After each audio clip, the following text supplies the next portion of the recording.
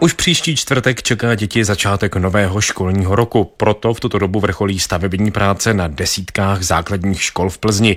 Jen v letošním roce bylo na tyto účely vyčleněno z rozpočtu města 14 milionů korun. Na 3 významné akce se podařilo dokonce získat dotace z regionálního operačního programu. Jedná se o rekonstrukci víceúčelových hřišť při 31. základní škole za 11 milionů korun, dále 28 milionů na rekonstrukci a rozšíření sportoviště při první základní škole. Jak zjistila kolegyně Martina Klímová u ředitelky 22. základní školy Boženy Světlíkové, tam bude probíhat největší investiční akce, a to konkrétně nástavba pavilonu za 61 milionů korun.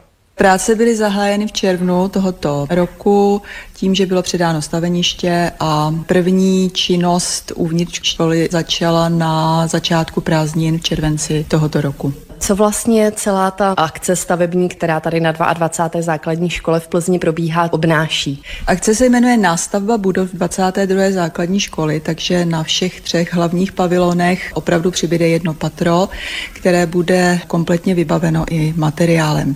V jedné budově bude několik učeben, bude tam společenský sál, který nutně potřebujeme, rozšíří se i kapacita školní družiny a získáme i pohybovou učebnu, protože nutně potřebujeme i prostory pro sport. Proč se vlastně přistoupilo tady k těm stavebním úpravám? Nedostačuje kapacita školy?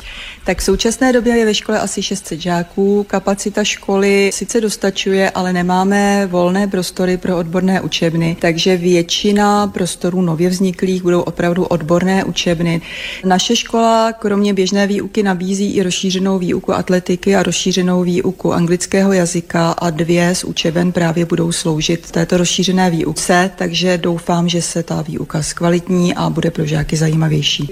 V nových prostorách bude také informační centrum, kde bude knihovna a několik počítačů, aby žáci mohli získávat informace i během výuky z těchto zdrojů, a společenský sál, který nám poslouží k organizaci besídek, akademií a dalších společenských akcí pro rodiče i veřejnost.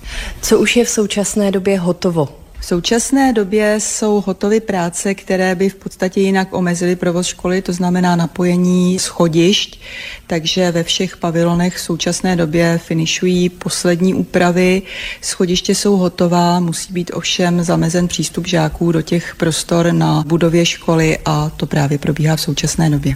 Klade to nějaká omezení nebo nějaká specifika na začátek letošního roku?